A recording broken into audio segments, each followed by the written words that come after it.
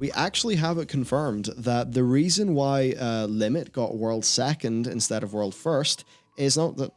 Well, literally, that's so the reason why Limit got world second instead of world first is because THD is such a fucking scrub that he can't even do a Torghast run. That makes sense. Turns out that's actually not the take. So nerf layer 12. Yeah. We've got Mr. or Mrs. or I don't know who Hippo is. Who is Hippo? Raider in pieces. There we go. Fan of cats. You know what? Good profile pic. So Hippo saying nerf layer 12. THD nerf layer 12. Yeah. By the way, pieces and Limit, world first rating guilds. Right? They're all in the race, right? So what's up with layer 12? As far as I'm aware, it's the same problem that I expect Blizzard to find everywhere. It's the same problem that we talked about on Tuesday with their changes to the Necrotic Wake weapons. Scaling. Mathematics is their problem. Yeah. Difficulty based on mathematics and based on number scaling is a crutch at best and a very dangerous one. Because the problem is that, you don't scale nicely. No. For difficulty, you scale like this. And it means that layer 12 Torghast so far, because I haven't bothered doing it, I've not played this week. It's been too difficult actually Yes, to bother same. playing. Yeah, our guild didn't raid on Wednesday because everyone's just like, ugh. Yeah. This feels grimy logging in today. But no, it's scaled too hard. It's the same problem that we talked about with the, white damage thing in Torghast, where it's just the unavoidable auto attack damage. Ah, And then yes, the big spiel that I subjected Asmongold and Rich to. Yeah, Sorry, is that what it was? guys. Yeah. It was that white damage of the unavoidable damage because the design is this mob hits you, and that's fine when it comes to a problem of resource management over time, where you can't avoid damage, and that's having played FF1 over the past couple of days. That's something I feel very strongly. Resource management in an unavoidable damage game, that works fine, but not in modern design and not with scaling, because the values don't scale in line. Your armor doesn't scale with how hard these motherfuckers are going to hit you. Yeah. So you're just walking into a mob in Torghast, they're going thwack. You're like, where's 75% of my health gone? I can't take another hit. And then you get avoidable spells, which you can't mitigate with armor. You've got limited mitigation, which means what are you going to do? Wait for your cooldowns? Wait for everything? They come up every time? Then it actually starts to incentivize the types of gameplay behavior that Blizzard very much didn't want people to do. Remember, if you think back to the original implementation of Torments in beta, that whole thing of what the white damage is big, it's actually very similar in my head. Yeah. Hopefully also in reality to... Okay, so this is a bit of a weird take. Tyrannical's got a whole bunch of issues. Yep. But I vastly prefer it because for me, look, a boss is a boss in the way that I do dungeons, or they are in my head. That's like the feature. Yeah. I really don't enjoy the trash pulls of Mythic Plus, like once that goes up and whatever. So, I would, assuming we're not in some like crazy key where the scaling's really fucky, I am way more of a, experientially, I prefer Tormented. I've actually, the big Tyrannical, even what am I talking about? Tyrannical. Just because I think the boss should be the main feature, right?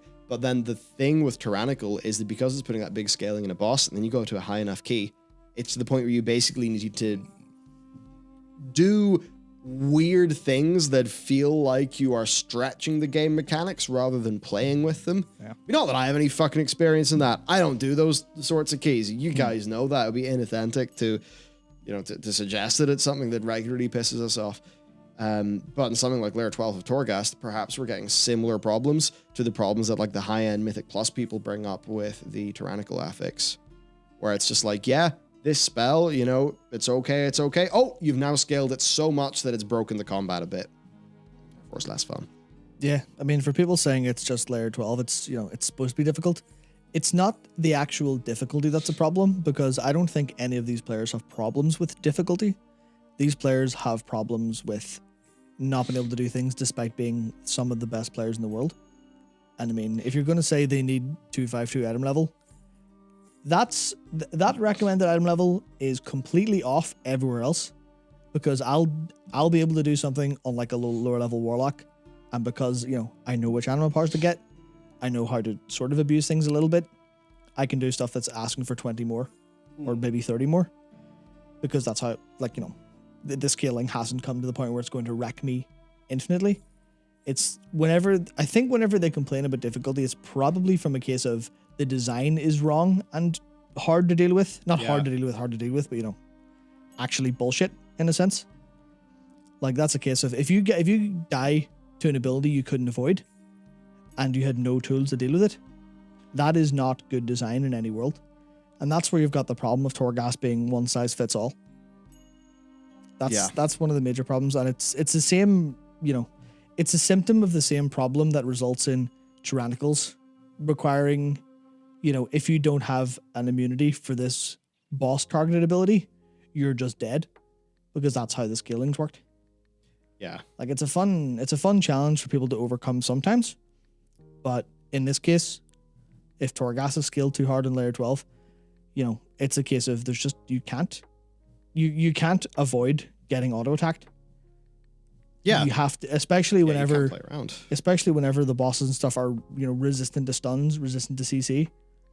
You're just throwing yourself at a wall and hoping it works.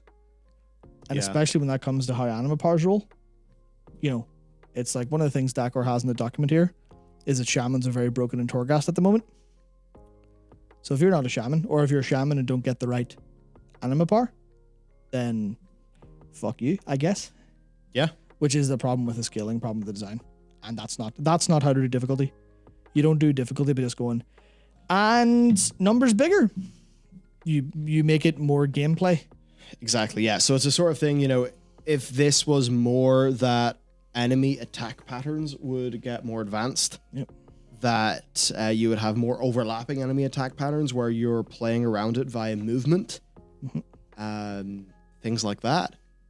Well, then it's like going from the ground floor of the Timeless Isles to the first floor to the top floor, where, the unavoidable damage does increase, especially get to the very top floor, but you can play around it. Yeah. It's harder to play around, but you can. And that's where you get really fun, satisfying, clutch difficulty. Which Torghast doesn't have that much, because it's that thing. Well, I'm in Torghast, I'm like, okay, right, what do I want to do? I want to do a bundle fuck, just get a bunch of boys, get them all on top of my my pet, and then just rain hell down upon them. However, it's that thing where you just get, if you pull 2 or 3 of the mobs that have got some of those abilities, they just pump out so much damage that you're like, oh, well, I guess I'll just have to go through this slowly then. And then you sort of have this slow, boring run because it's like some aspects of whenever you overpull in a Mythic Plus, even though it's like, it's trash, you just want to get through it because the thing that's like most interesting in your head is the boss. But then I guess also like if you're playing Binding of Isaac or Dead Cells, the signal to noise ratio in trash mobs is very different to what it is in World of Warcraft Torghast. It's insane. So in WoW Torghast, you have all of the auto attack damage, you have all of the random spell bars and things. So you have all of this noise, and then the signal is, don't get hit by the massive strike. Interrupt the empowering thing, whatever.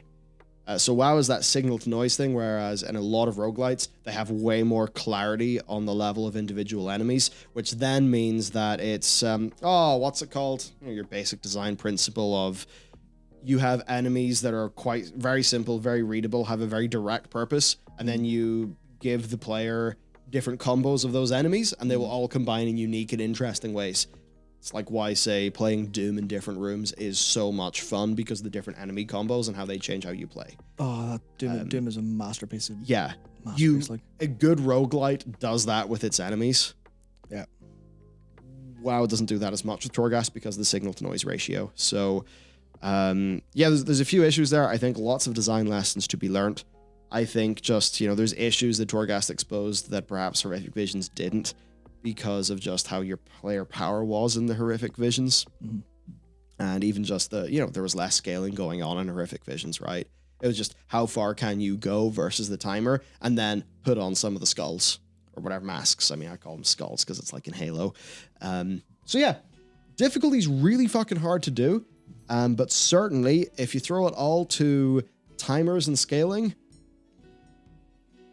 it's going to be okay for a little bit, and then it's going to get quite troublesome once you sort of brush up against the limits, when your mechanics are stretched too much. And people could also understand this, like, you know the way your character goes from like patch, say, 7.0 to 7.3.5, and your character feels so much more powerful by the end of, 7.3.5.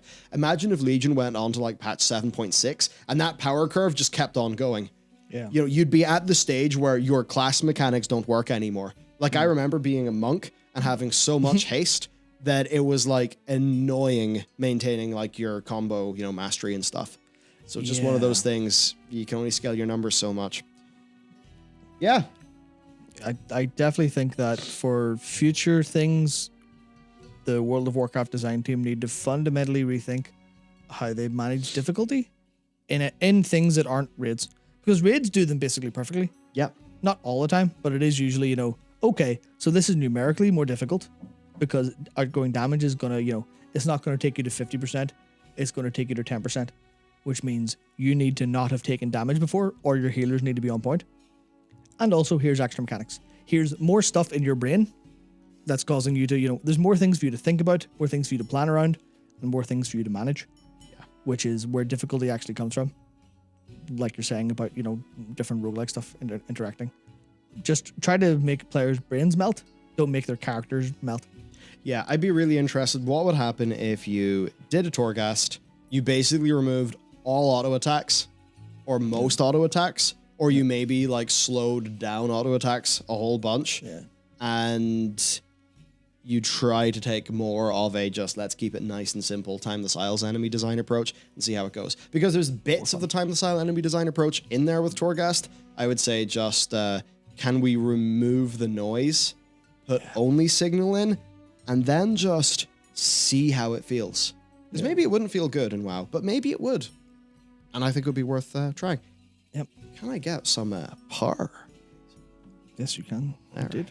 If I say it par instead of power, it will confuse everyone who's not from Northern Ireland. Guess all your power, mate. Aye. Yeah, I think you could go under the table if you really wanted. Or, it's fine. We good. Yeah, all Gucci. Because we're talking about this from the sense of difficulty. And we're probably going to move on, but I'd like to say that it's not purely about difficulty, it's also about fun. Where Timeless Isle mobs were more fun than Torghast mobs, because dodging things and moving around is fun. Having to react to certain mechanics and not to others is not fun. I think there's a very fundamental difference in that, and it's why, I find it very hard to explain why I like FF14 gameplay-wise so much more than World of Warcraft in a lot of ways, and so much of it does come down to where their design effort is, which is more in mechanics than in strategy.